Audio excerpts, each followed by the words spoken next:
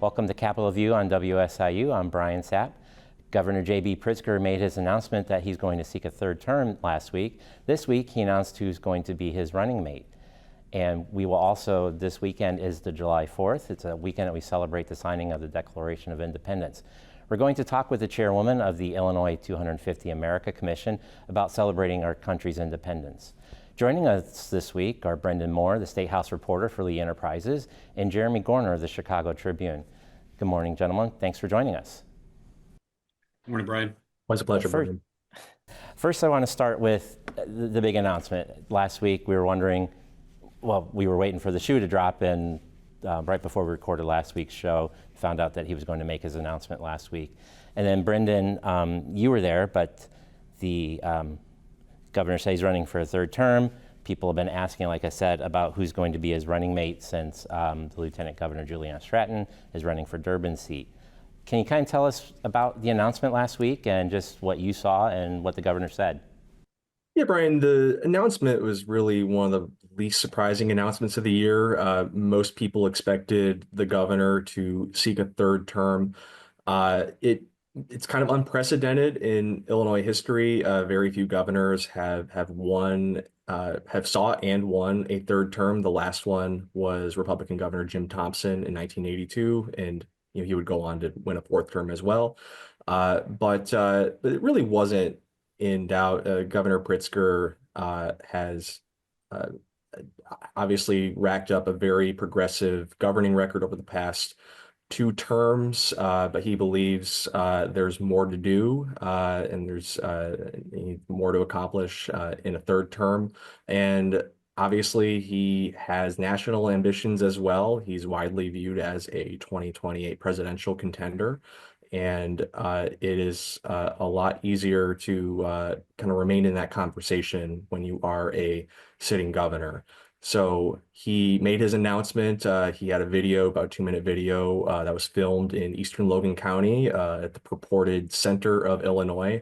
And that seems to be what his theme is going to be, that Illinois is kind of at the center of a lot of these national battles. Obviously now with the Trump administration, the governor has kind of positioned himself as a fighter against the Republican president, and he made clear that that's going to continue in the campaign and in a third term should he be reelected. He had this line in his announcement saying that he ran for governor in 2018 to change our story. He ran for governor in 2022 to keep telling our story. And he said, I am running for governor in 2026 to protect our story. So he kind of views himself as maybe a bulwark against the federal government in some of these uncertain times. And then earlier this week, a few days after he made his announcement, he made another announcement, which is his pick for lieutenant governor, his running mate, which is Christian Mitchell, former state representative and deputy governor under Governor Pritzker. So Pritzker had to kind of make this switch because his current lieutenant governor, Juliana Stratton, is running for the U.S. Senate seat that is being vacated by the retiring Senator Dick Durbin. So Mitchell is an interesting pick. He is an African-American former legislator from the South Side of Chicago. He, again, served in the legislature, but then resigned to go take a job in Governor Pritzker's administration. He oversaw a lot of infrastructure and energy issues.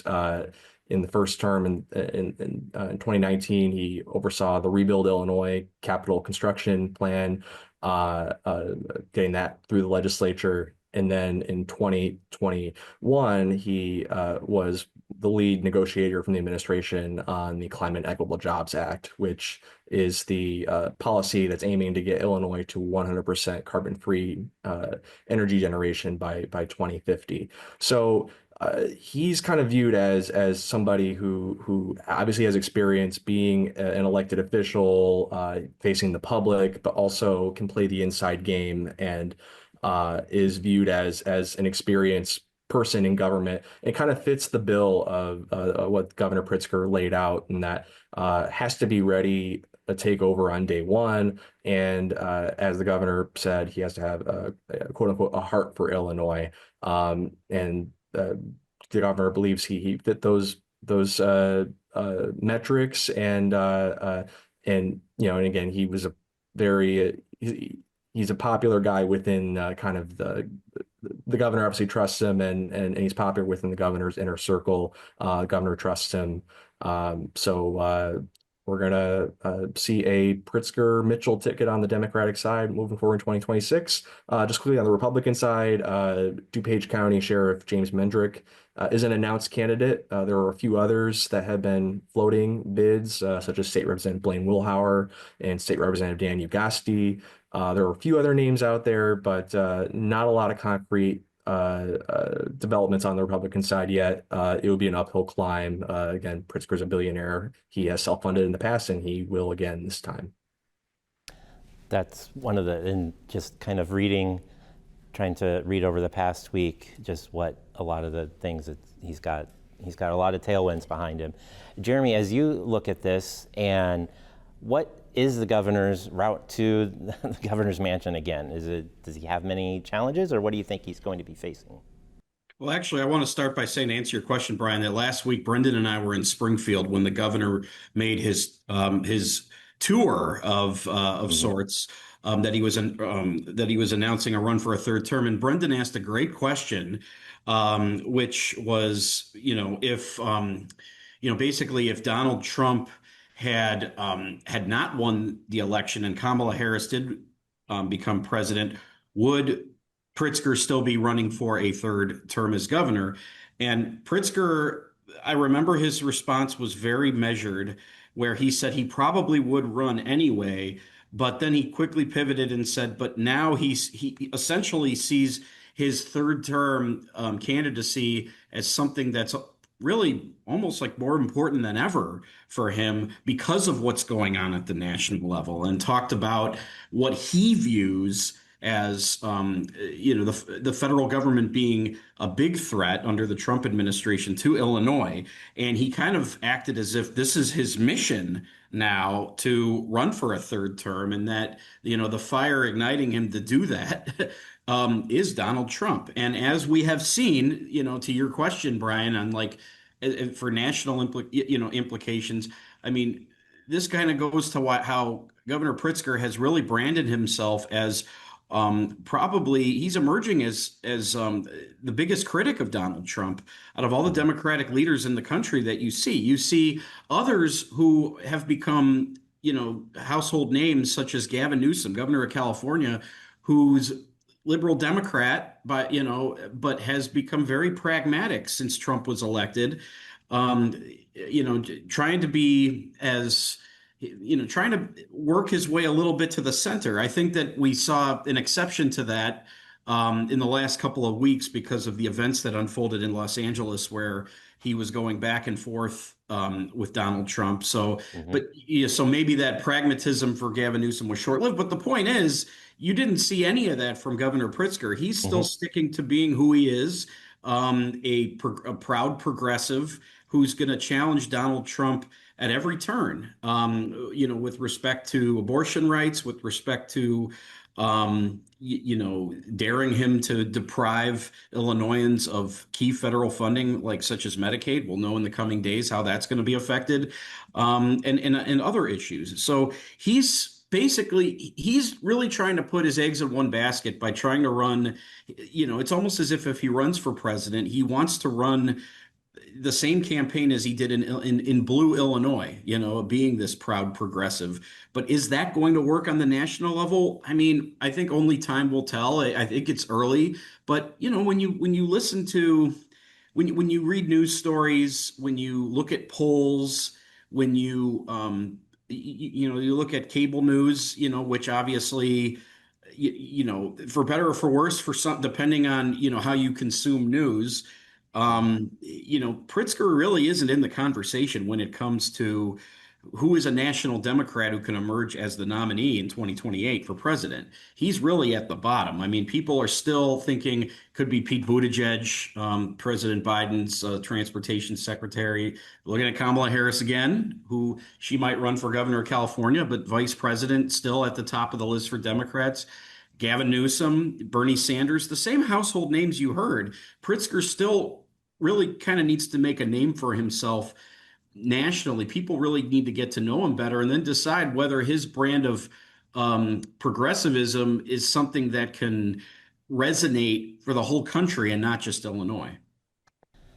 I, that's an interesting point. I think he's, as I'm sitting here trying to think of the follow-up question, where do we go next? I don't really see, and Brenden, you talked about not the Republicans haven't coalesced behind anybody, and they've struggled here in the state. Do you think that as we see his campaign for governor, it's going to be more like a campaign for president? I noticed in his video there was a lot more shots of, lots of shots, like you said, Illinois and that central Illinois, and then President Trump. Do you think that's how he's going to position himself as he makes this run for governor? Yeah, I think there's going to be a lot of national themes, and frankly, I mean, it's kind of walking and chewing gum because there are so many things going on right now at the federal level that have a significant impact at the state level, as Jeremy mentioned. I mean, just with the federal funds for programs like Medicaid or for SNAP or for K through 12 block grants, those all have significant impact on the state's budget, on the budgets of local governments and school districts. So, I think he's going to have an opportunity to speak about those things simply because, I mean, it does impact the state. In addition to being a perhaps politically potent topic, I think that those are going to be more animating than maybe the minutia of state government, such as reforming pensions or talking about Illinois' tax structure or whatever it might be. I mean, granted, the governor in his announcement did talk about state issues. I mean, he did talk about, I'm paraphrasing him, but he said, everything's too damned expensive in the state. He really wants to tackle the affordability issues that have risen up in the past few years. And he mentioned continuing to fund education to get it more of a state level of funding. So maybe you can lower property taxes at the local level, things of that nature. So there will be things that are kind of independent of the national conversation, but I think those national issues are probably going to be leading in this campaign, especially. I mean, even if the Pritzker campaign isn't doing it, I mean, a lot of people are going to have their eyes on 2028, knowing that, again, as Jeremy kind of alluded to, Pritzker, if you look at polls, I mean, he's polling maybe 1 or 2% in a lot of these, polls that he's included in. He's not included in every national poll. So he will, still has to make a name for himself with voters across the country, in addition to the voters that he will need to get reelected here in Illinois. As we, I think, wrap up this part, I think that's one of the things, that Jeremy talked about is he's stayed. He's not changed. We've seen Governor Newsom be aggressive and then kind of back off and then be aggressive again. So I think it's figuring out what issues come up in the next few years, and they're going to be, household issues that affect people in Illinois as well as across the nation. So I think we'll definitely see how the governor is going to respond to that and use that to his benefit for the governor and his national profile. Jeremy, I wanted to move on to a story that you worked on with some of your colleagues at the Tribune there about Chicago's lobbying team and some questions about whether they were registered properly. This brought up some questions too about Mayor Johnson's effectiveness in lobbying. Can you tell us what you guys reported on?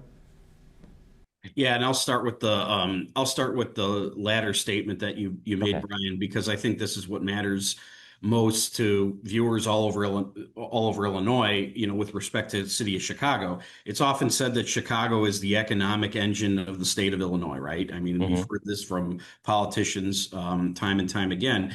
So of course, Chicago, like other municipalities, has a lobbying team in place to try to to try to get Springfield to help the city with its priorities. Whatever they may be. It could be more funding for education, more funding for transportation systems. It could be, other legislation. Number of lawmakers have said that under Mayor Johnson, this is the weakest lobbying effort they have seen. These are veteran lawmakers compared to other mayors that, many of these lawmakers have worked with. They feel that Mayor Johnson's lobbying efforts have been ineffective in Springfield, and there used to be this idea that the passage of legislation would often be contingent on where does the city of Chicago stand on this, where, one lawmaker said, for this story, now it's almost like if Chicago is in favor of it, it's not exactly, it doesn't carry as much weight as it used to, at least now under the Johnson administration. So you have that dynamic, and then you have the fact that it was revealed that Johnson had, in addition to his own in-house lobbying team, he hires contract lobbyists. And these are lobbyists, who work regularly in the Rotunda in Springfield. They have other clients, but the city of Chicago retained them for a variety of issues. And it was revealed that that the Johnson administration worked with these contract lobbyists without, and under state law, they're supposed to go to the Secretary of State and declare that the city of Chicago is one of their clients. Well, these contract lobbyists did not do that, which appears to that's raised ethical issues and some legal issues with some experts who we spoke with. And then the city of basically what the city said, they defended the Johnson administration defended their relationship with these contract lobbyists, saying there are contracts that are in like the final preparations for these three contract lobbyists.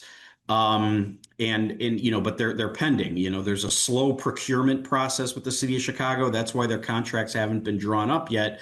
But we heard from numerous sources and through emails that despite that the city still retained their services, despite them not being under contract or declaring with the Secretary of State that they were working for the city of Chicago, on numerous fronts. There was one contract lobbyist, his name's Frank Bass. He also has the Chicago Teachers Union as a client, and CTU, of course, was the biggest supporter of Mayor Johnson's campaign when he ran for mayor. Vince Williams has the Chicago Transit Authority as a client. They're in the middle of transit funding negotiations with the city. And then Lakeisha Purchase, a Springfield alderwoman, was also retained as a lobbyist. Now, what the city's justification for this is that, they defended working with these lobbyists despite them not registering with the state because their contracts are pending or they haven't signed anything, and then all this other stuff. They said for Frank Bass, basically, because of his relationship with CTU, the city consulted with him on education issues, this Brenden Johnson's administration. And then you have Vince Williams, because of his relationship with the CTA, they conferred with him on matters having to do with the CTA. And Lakeisha Purchase, they said she was just helping facilitate lobbying. She was essentially a go-between between lawmakers and Brenden Johnson, and that was it. Okay. But the point is that it's raised ethical questions as to whether they should have registered with the state after we had asked questions, two of the three contract lobbyists in fact did just that. They registered with the state. So we'll see if there's any fallout with this, and we're just going to go from there. Okay, I guess even though it's summer, things seem to slow down, but I think we'll still have plenty to talk about as we go through the summer and head into the fall. Brenden and Jeremy, thank you for your insight this week. It was good to talk to you. I hope you enjoyed the holiday weekend and your 4th of July. You too. Happy 4th.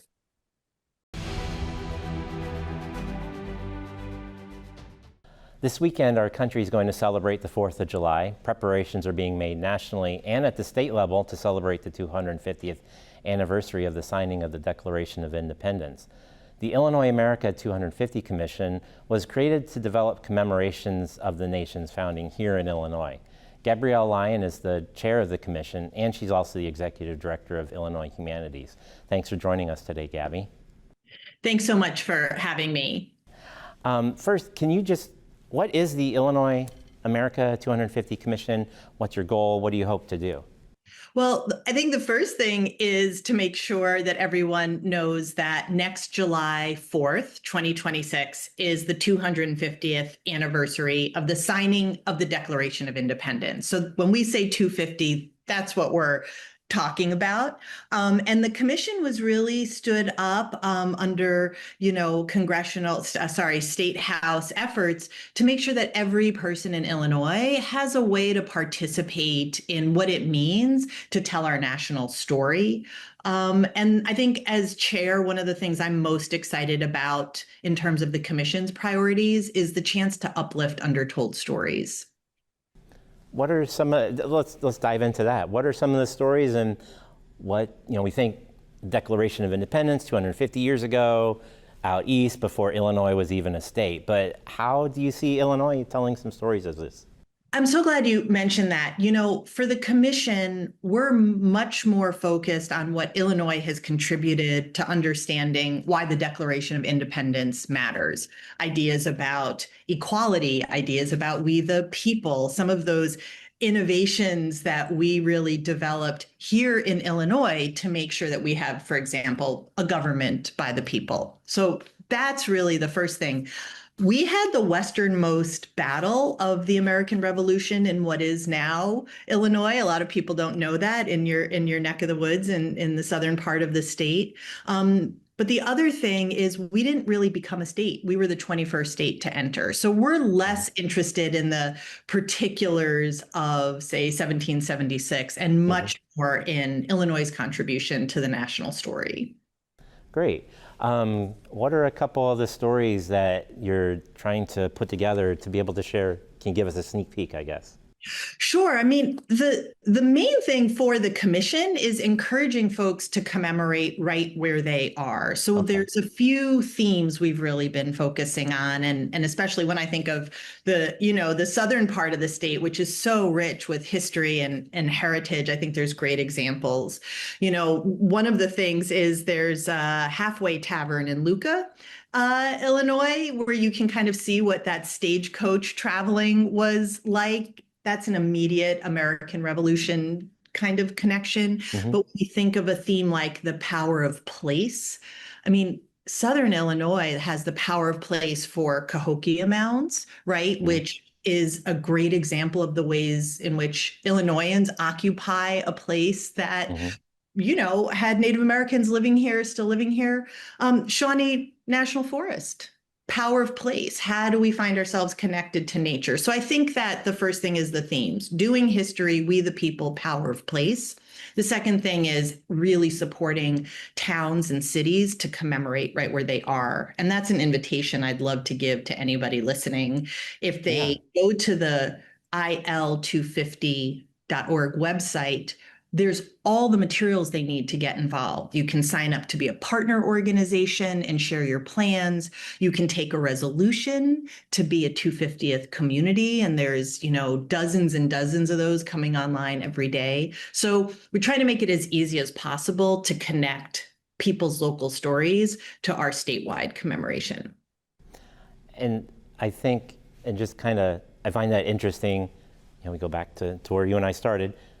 The Declaration of Independence, we think it's, 250 years ago out east, Washington, the founding fathers, but Illinois has contributed so much. Going forward, I mean, these contributions are going to continue, and this celebration just seems to be really exciting. Absolutely. And I think one of the things I love is, number one, you can't have America without Illinois. You just can't. We're the most American of states. But secondly, these invitations of, well, what does it mean that all people are created equal? Abraham Lincoln's speeches given right here in Illinois really brought, for example, that theme to life and to the national consciousness is something important for who we are as Americans. So if you live in Illinois, it's a great chance to say, do we still believe that? What makes that happen? Great. Well, thank you, Gabrielle. I'm excited to see what you and the communities around the state are able to come up with and what we're going to have in set for this celebration. That's it for this week's edition of Capitol View. Join us next week as we look at what's making news around the state of Illinois.